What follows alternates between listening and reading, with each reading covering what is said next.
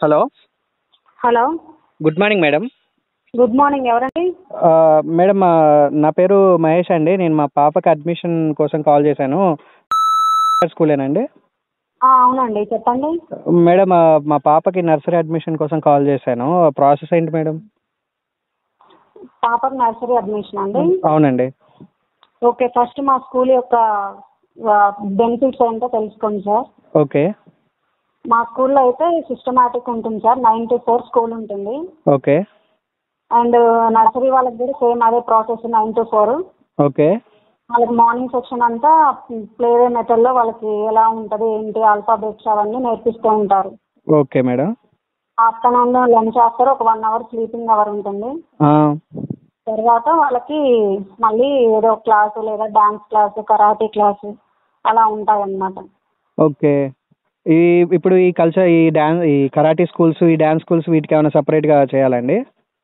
ఉంటుంది సార్, దానికి separate fee ఉంటుంది, ఒక 5,000. Okay, separate. అంటే ఏమేమి నేర్పిస్తారు మేడం? ఓన్లీ రెండే నేర్పిస్తారా?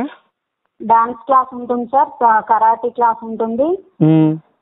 ఇంకా మీకు ఇంకేమైనా కావాలంటే అవి కూడా ఉంటాయి అన్నమాట. మనకి వాళ్ళకి గేమ్స్ ఉంటాయి కదా, చెస్ అలాంటివి కూడా వాళ్ళకి ఇప్పటి నుంచే ప్రాక్టీస్ చేపిస్తూ ఉంటారు మీకు కావాలి అంటే. ఓకే. లేదు మాకు డాన్స్ కరాటే కావాలనుకుంటే అవి ఉంటాయి అన్నమాట. మరి బుక్స్ మేడం, బుక్స్ ఫీజు ఎలా ఉంటుంది? బుక్స్ సపరేట్ ఉంటాయి సార్. ఎంత ఉంటుంది బుక్స్? స్కూల్లోనే తీసుకోవాలి, అదొక 7,000 అలా అవుతాయి వాళ్ళకి. అంటే అవి బయట కూడా దొరుకుతాయా మేడం? బయట మేము బుక్ స్టాల్లో కూడా తీసుకోవచ్చు కదా? బుక్ స్టాల్లో కాదు సార్, ఇది స్కూల్ మేనేజ్మెంట్ రూల్ అనమాట. స్కూల్లోనే కంపల్సరీ, స్కూల్లోనే తీసుకోవాలి. స్కూల్లోకి బుక్ స్టాల్కి తేడా ఏంటి మేడం? ఆ రెండిట్లలో తేడా ఏంటి? బుక్ స్టాల్లో ఉండేవి ఇక్కడ ఉండేవి కొంచెం డిఫరెంట్ ఉంటుంది సార్. అక్కడ వేరే కంపెనీ ఉంటే ఇక్కడ వేరే కంపెనీ ఉంటుందంట. మాకంటూ ఒక మా స్కూల్ మేనేజ్మెంట్ నుంచి ఒకటి వస్తుందన్నమాట, ఆస్ట్రోజన్ అని. ఓకే. దాంట్లో ఏంటంటే వీళ్ళకంతా ప్లేవే మెథడ్ ఉంటుంది. మొత్తం బొమ్మలు అయినది, వాళ్ళకి డ్రాయింగ్ అవన్నీ ఉంటాయి కదా, అవన్నీ ఆన్లైన్ క్లాస్ అవన్నీ కూడా వాళ్ళకి సపరేట్ బుక్స్ ఉంటాయి అన్నమాట. ఇప్పుడు మరి స్కూల్ ఫీజు ఎంత అండి? School fee nursery 70,000 sir. అంటే ఇప్పుడు మీరు చెప్పిన బుక్స్, ఈ కల్చరల్ యాక్టివిటీస్ కాకుండానే 70,000? 70,000. ఎందుకు మేడం 70,000? ఎందుకంటే సార్ ఇక్కడ ఉండే ఫెసిలిటీస్ అయినా ఏదైనా కూడా హైజీనిక్ గా ఉంటాయి కాబట్టి సార్. అంటే 9 గంటలకు వస్తారు పిల్లగాళ్ళు, ఆడుకుంటారు, పడుకుంటారు, గేమ్స్ అయ్యో డాన్స్ అన్నారు.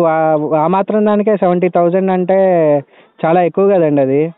మీరు ఆడుకోవడం డాన్స్ అవే అంటున్నారు, మధ్యలో వాళ్ళకి చదివించేది ఉంటుంది కదా సార్, ప్రాక్టీస్ అవన్నీ ఉంటాయి కదా. నేను చదివించేది ఓన్లీ నర్సరీ అండి, 10th క్లాస్ కాదు. 10th క్లాస్కి చెప్తున్నారు మీరు ఫీజు. మీరు నర్సరీ కాబట్టి మేము 70,000 చెప్పాం సార్. 10th క్లాస్కి అయితే వేరే ఫీజు ఉంటుంది. 10th క్లాస్ ఫీజు 10th క్లాస్కే చెప్తాం, కానీ నర్సరీకి ఎలా చెప్తాము? అట్లా కాదండి, ఇప్పుడు మీరు చెప్పే ఫీజు 10th క్లాస్కి అన్నట్టుగా మాలాంటి అసలు నర్సరీకి అంత ఫీజు ఎలా ఉంటుంది మేడం? అది ఎంతవరకు? గవర్నమెంట్ స్కూల్లోనే లేదు కదండి ఎంత చూసుకున్నా కూడా. గవర్నమెంట్ స్కూల్కే వెళ్ళాలి సార్, మా స్కూల్కి రావద్దు కదా, మాకు కాల్ కూడా చేయొద్దు కదా. అది ఇంకా గవర్నమెంట్ స్కూల్ బెటర్ కదా చాలా వరకు. ఫీజెస్ ఇవన్నీ కూడా ఉండవు, సేమ్ మీరు చెప్పినట్టే ఉంటాయి.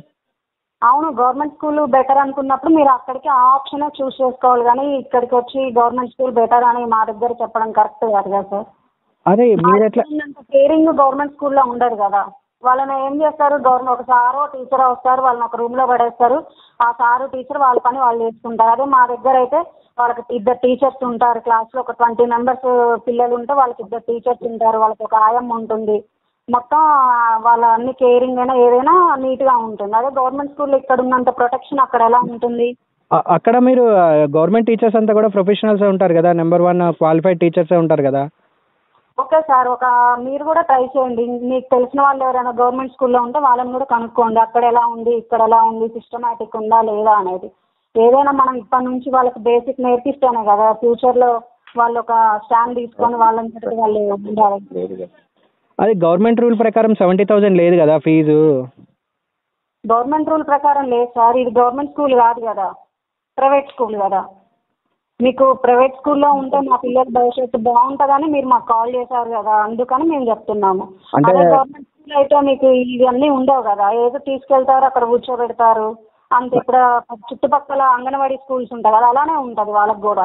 గవర్నమెంట్ స్కూల్కి కూడా అంత గవర్నమెంట్ స్కూల్ అంటున్నారు, ఇప్పుడు ప్రైవేట్ స్కూల్లో కూడా కండిషన్స్ ఉంటాయి కదా, ఫీజుకి ఇంత ఇవని అని చెప్పేసి. గవర్నమెంట్కి కాకుండా ప్రైవేట్కి కూడా ఉంటాయి కదా సపరేట్ కండిషన్స్. కండిషన్స్ అన్ని బేస్ చేసుకునే చెప్తాం సార్. అవన్నీ లేకుండా మేమైతే చెప్పాం కదా. అంతా ఇవే ఎక్కువ కదండి. ఇది మీరు చాలా రాంగ్. ఇది ఇంతగానం ఫీజు వసూలు చేయడం అనేది కరెక్ట్ కాదు అసలు ఎక్కడ కూడాను. మీరు కరెక్ట్ కాదని చెప్పడానికి మీరు ఎవరండి? మాకంటూ ఒక రూల్స్ ఉంటాయి, మా మేనేజ్మెంట్ ఉంటుంది, వాళ్ళు ఏది చెప్తే మేము అదే చెప్తాం. అంతేగాని మీరు కరెక్ట్ కాదని మీరు మమ్మల్ని క్వశ్చన్ వేయడానికి అసలు ఇక్కడ మీరు జాయిన్ చేయాల్సిన అవసరం లేదు. మీకు ఎక్కడ కావాలనుకుంటే అక్కడికి వెళ్ళి జాయిన్ అవ్వండి. అది అసలు మీరు చెప్పేది మీరు బుక్ స్టాల్ నడుపుతున్నట్టుగా ఉంది, స్కూల్ నడుపుతున్నట్టుగా లేదు. ఆ ఫీజు ఆ డ్యాన్స్కి ఏమన్నా అది చదువుకోవడానికి వస్తున్నారా, లేకపోతే ఓన్లీ మా దగ్గర ఫీజు వసూలు చేసుకోవడానికే మీరు ఇలా చెప్తున్నారా అనేది అర్థమవుతలేదు మాకు. అలా అని మీరు అనుకుంటున్నారు సార్. మేము తీసుకున్న ప్రతి రూపాయికి మీ పిల్లవాడికి ఏం చేయాలి ఏంటనేది మా దగ్గర కూడా ఉంటుంది. కానీ ఇది రాంగ్ మేడం. ఇంతగానో వసూలు చేయడం అనేది ఇది చాలా, అసలు మీరు చెప్పేది మొత్తం రాంగ్గా ఉంది. అసలు ప్రైవేట్ యాజమాన్యం కూడా. మీరు ఎవరండి? మీకు ఇష్టం అయితే జాయిన్ చేయండి, లేకపోతే వేరే స్కూల్కి వెళ్ళండి. అంతేగాని కాల్ చేసి మీ అందరికి మీరు కాల్ చేసి అడ్మిషన్ గురించి మాట్లాడి రాంగ్ అని మాట్లాడే రైట్స్ మీకు లేవనుకుంటా కదా. మీకు రైట్ ఉందా అండి? ఇప్పుడు మీ డ్యూటీ అంటే ఓన్లీ నేను అడిగిన ఇన్ఫర్మేషన్ ఇవ్వడం వరకే కదా. మీకు రైట్స్ లేవని చెప్పడానికి మీరు ఎలా మాట్లాడతారు? రైట్స్ లేవంటే మీరు వేసే ఆ క్వశ్చన్స్ని బట్టి మా దగ్గర సమాధానం ఉంటుందండి. మీరు ర్యాష్గా మాట్లాడితే మేము ర్యాష్గా మాట్లాడతాం. అరే ర్యాష్గా మాట్లాడటం ఏంటండి? ఇప్పుడు మీరు జనరల్గా మీరు నర్సరీ ఫీజు చెప్పమంటే మీరు తీసుకుపోయి ఏ 10th క్లాస్ పిల్లగాడికో కాలేజీ పిల్లగాడికో చెప్పేంత ఫీజు చెప్తున్నారు. అది ఎంతవరకు అంటే మీ స్కూల్ నేమ్ బాగుంది కదా అని చెప్పేసి మేము వచ్చాం కదా అని ఈ రకంగా ఫీజులు పిండటమేనా ఇక మీ పని ఇక్కడ?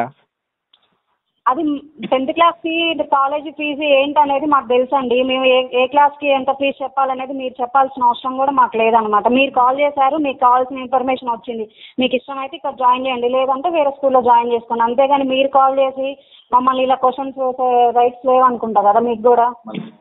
మా డ్యూటీ మేము చేస్తున్నాం ఇక్కడ కూర్చొని. మీకు ఏదైనా కావాలంటే వచ్చి మేనేజ్మెంట్తో మాట్లాడండి. అంటే మీకు గవర్నమెంట్ కూడా పర్మిషన్ ఇచ్చిందా అండి బుక్స్ మీ స్కూల్లో అమ్మడానికి చేయడానికి? ఏ ప్రైవేట్ స్కూల్ అయినా అండి వాళ్ళ బుక్స్ వాళ్ళే అమ్ముకుంటారు, స్కూళ్ళల్లోనే తీసుకుంటారు. అట్లా ఇప్పుడు ఆ బుక్స్ కూడా మీరు అమ్మడానికి పర్మిషన్ ఉందో లేదో తెలియదు. డ్యాన్స్ స్కూల్స్ ఇవన్నీ అంటున్నారు, మరి బయట వాటికి ఉన్న కల్చరల్ యాక్టివిటీస్కి అంతగానం ఫీజు లేదు. సరే పోనీ ఇవన్నీ ఉన్నా కూడా సరే పిల్లల కోసం అనుకున్నా కానీ ఆ చదివే సంవత్సరంలో ఒక 20 రోజులు 30 రోజులు 1 నెల 2 నెలల వరకు సెలవులే పోతాయి. అందులో మళ్ళీ పిల్లగాడు కూడా చదివేది కూడా ఏముండదు, తినడం, స్కూల్కి వెళ్ళటం, పడుకోవడం, ఏదో ఒక 2-3 ర్యామ్స్ చెప్పడం ఇవన్నీ చేయడమే తప్ప ఇంకేముంది దానికి. మీరు అనుకుంటున్నారా అలా పడుకునేటట్టు? మీరు ఇంట్లోనే పడుకోబెట్టుకోండి సార్. మా స్కూల్లో అంటే మా పిల్లల్ని ఎక్కడ పడుకోబెట్టుకోవాలో మాకు తెలియదా అండి? మా పిల్లల్ని ఎక్కడ పడుకోబెట్టుకోవాలో మాకు తెలియదా? మీరు చెప్తేనే మాకు తెలుస్తుందా? స్కూల్లో పిల్లలు పడుకుంటారని. పిల్లలు స్కూల్కి వస్తుంటే పడుకుంటారండి. డే మొత్తం 9 to 4 అయితే పడుకోరు కదా. ఆఫ్టర్నూన్ లంచ్ అవుతావు ఒక 1 hour వాళ్ళకి అలా ఏంటంటే చిన్న పిల్లలు కదా కాబట్టి వాళ్ళకి ఫుల్ డే వర్క్ ఏదైనా ఇచ్చినా వాళ్ళు స్ట్రెయిన్ అవుతారు కాబట్టి ఒక 1 hour వాళ్ళని అలా ఫ్రీగా వదిలేస్తారనమాట. అయినా మా స్కూల్లో మొత్తం ప్లేవే మెథడ్ ఉంటుంది. లేదు మేడం, మీరు చేసేది చాలా రాంగ్. నేను 100% మీ స్కూల్స్ మీద కంప్లైంట్ ఇస్తాను. నేను డెఫినెట్గా ఇస్తాను. 100%గా నేను గవర్నమెంట్కి కంప్లైంట్ ఇస్తాను నేను. ఓకే సార్, అది మీ ఇష్టం. ఓకే, ఇలా మీరు పేరెంట్స్ దగ్గర వసూలు చేయడం కంటే ఈ డ్యూటీ మీరు చేసేదానికంటే గవర్నమెంట్ స్కూల్కి ప్రిపేర్ చేసుకుంటా గవర్నమెంట్ స్కూల్లో చేర్పించండి అని చెప్పడం మంచిది. Okay sir. సార్ మీరేం చదువుకున్నారు సార్? నా చదువు అయిపోయింది. నాది ఎందుకులేండి, మా అబ్బాయికి కావాలి కదా. 7th క్లాస్ నేను చదివింది. ఇప్పుడు మీరు ఏం చేస్తున్నారు? నేను మా డైలీ లేబర్ కింద పోతున్నా. అంటే ఇప్పుడు మీ అబ్బాయి కూడా అదే గవర్నమెంట్ స్కూల్లో చదువుకొని మీలాగే వెళ్ళాలని మీరు అనుకుంటున్నారు? అంటే ఇప్పుడు గవర్నమెంట్ స్కూల్లో చదివిన వాళ్ళందరూ ఇట్లా దీనికే పోతారా అండి? అంతే కదండి. ఇప్పుడు మీరు మీ చదువును బట్టి మీరు ఆలోచిస్తున్నారు. నేను ఎట్లాగూ పాడైపోయినా, నా భవిష్యత్తు ఎట్లాగూ జీవితాంతం కష్టపడి కష్టార్జితంలోనే బతకాలి, కనీసం నా పిల్లలకన్నా ఒక మంచి భవిష్యత్తు ఇవ్వాలి అన్న ఆలోచన ఉన్న వాళ్ళు ఓకే నా కొడుకు నా కూతురు ఇలా మంచి పొజిషన్లో ఉండాలి, నా వైఫ్ లైఫ్ ఎలాగో పాడైపోయింది, మా ఇద్దరిలాగా నా పిల్లలు ఉండొద్దు అనుకున్న వాళ్ళైతే ఇలా ఆలోచించరండి. అంటే ఈ ఒక్క చిన్న పాయింట్ పట్టుకొని మీరు ఇంతగానం ఫీజు వసూలు చేస్తారు. అయినా గవర్నమెంట్ స్కూల్లో చదివిన వాళ్ళు ఐఏఎస్లు, టాపర్లు, పోలీసు, కలెక్టర్స్ వీళ్ళంతా అయిన వాళ్ళు కూడా ఉన్నారు కదండి. అలాంటప్పుడు అక్కడే జాయిన్ చేయండి. మాకు ఎందుకు కాల్ చేయాలి, ఇవన్నీ మమ్మల్ని ఎందుకు అడగాలి అంటున్నా నేను. అడగడం ఏంటి, మాకు తెలుసుకునే రైట్ ఉంది కదా, ఇన్ఫర్మేషన్ ఉంది కదా, ఇవ్వాల్సిన డ్యూటీ మీది. కంప్లైంట్ చేస్తా ఇవన్నీ కరెక్ట్ కాదు కదా. మేడం మీరు ఇప్పుడు మీరు వసూలు చేసే ఫీజులు మామూలు ఫీజులు కాదు. 70,000 అంటే అది ఏ రకంగా ఎలాంటి అసలు మిడిల్ క్లాస్ వ్యక్తులకు అసలు అది అవుతుందా? ఒక వ్యక్తులకు అవుతుంది అంటే వాళ్ళు మీకు ఏ స్కూల్ అయితే తగ్గట్టు ఉంటుందో ఆ స్కూల్లో జాయిన్ చేసుకోండి సార్. అలాంటప్పుడు ఇలాంటి పెద్ద పెద్ద స్కూల్స్కి కార్పొరేట్ సంస్థలకు రాకూడదు సార్. అదే మీరు చదువుని కార్పొరేట్ చేశారండి. విద్యని అమ్ముతున్నారు, మీరు అమ్మకానికి పెట్టారు విద్యని. గవర్నమెంట్ స్కూల్లో టీచర్స్ కూడా వాళ్ళు అమ్ముతున్నారు సార్. వాళ్ళు శాలరీలు తీసుకోకుండా అయితే చెప్పట్లే కదా. వాళ్ళు శాలరీలు తీసుకున్నా కూడా పిల్లగాళ్ళకి మంచిగానే తక్కువ. గవర్నమెంట్ ఫీజుగా స్కూల్కి అసలు ఫీజే లేదు. మీరన్నా ఫీజెస్ తీసుకొని చదువుకోవడానికి దానికి దీనికి ఫీజులు వసూలు చేస్తున్నారు, కానీ వాళ్ళు ఓన్లీ శాలరీసే తీసుకుంటున్నారు. అవన్నీ ఇచ్చుకోవాలి కాబట్టి మేము అంటాం గవర్నమెంట్కి వాళ్ళకి శాలరీస్ గవర్నమెంట్ నుంచి వస్తాయండి. ఇది కరెక్ట్ కాదు. ఇది మీరు మాట్లాడేది కూడా కరెక్ట్ కాదు. ఖచ్చితంగా నేను దీన్ని మాత్రం కంప్లైంట్ పెడతాను. నేను కంప్లైంట్ పెట్టండి సార్. ఎవరికి పెడతారో పెట్టండి. డిఈఓకి నేను కంప్లైంట్ పెడతాను అండి. డిఈఓకి కంప్లైంట్ పెడతాను. కరెక్ట్ కాదండి. ఎందుకంటే మేమైతే మీకు కాల్ చేసి మీరు అడ్మిషన్ అవ్వండి, జాయిన్ అని మేము మిమ్మల్ని ఫోర్స్ చేయలేదు. మీ ఎంతటికి మీరు కాల్ చేశారు. మేము మా స్కూల్లో ఇలా ఉంటుంది, ఇది మా మీరు వచ్చి అడగలేదండి. మీ ప్లాంపెట్ మీ బ్రోచర్ మా దగ్గరకు వచ్చింది. సరే ఏంటా అని చెప్పేసి కాల్ చేశాను. అంటే బ్రోచర్లో ఉన్నాయన్నీ మీరు ఇవ్వడానికి ఇంతగానం కాస్ట్ పెంచుతుంటే అసలు మిడిల్ క్లాస్ వ్యక్తి పీపుల్ వాళ్ళ పిల్లల్ని చదివించడానికి ఎంత కష్టపడతారు వాళ్ళు. ఈ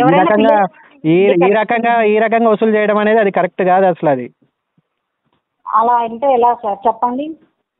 మీరు ఎంత ఏం చేయాలనుకుంటున్నారు? అదే నేను చెప్తున్నా కదండి. మీ సంగతి మీ స్కూల్ సంగతి నేను చూసుకుంటా. నేను డిఈఓకే కంప్లైంట్ ఇస్తా. థ్యాంక్స్ అండి. థ్యాంక్స్. ఇంకా ఓకే, థ్యాంక్ యూ అండి. Keep in touch. Please touch subscribe button.